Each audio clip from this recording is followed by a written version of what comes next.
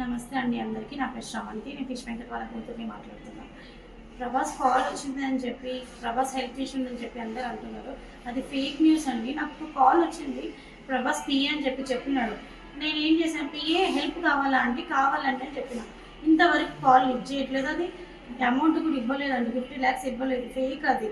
Please అందరు news channels అందరు అది నిజం అనుకొని ఇచ్చే వాళ్ళని కూడా ఇవ్వలేకుండా చేసేస్తున్నారు.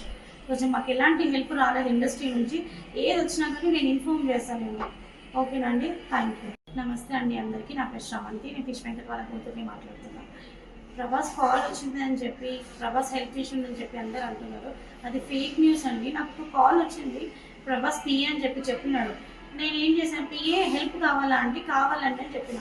ఇంతవరకు కాల్ లిఫ్ట్ చేయట్లేదు. అది అమౌంట్ కూడా ఇవ్వలేదండి, 50 lakhs ఇవ్వలేదు. ఫేక్ అది. ప్లీజ్ అందరు న్యూస్ ఛానల్స్ అందరు అది నిజం అనుకొని ఇచ్చే వాళ్ళని కూడా ఇవ్వలేకుండా చేసేస్తున్నారు. కొంచెం మాకు ఎలాంటి హెల్ప్ రాలేదు ఇండస్ట్రీ నుంచి. ఏది వచ్చినా కానీ నేను ఇన్ఫార్మ్ చేస్తాను నేను. ఓకేనండి, థ్యాంక్ యూ.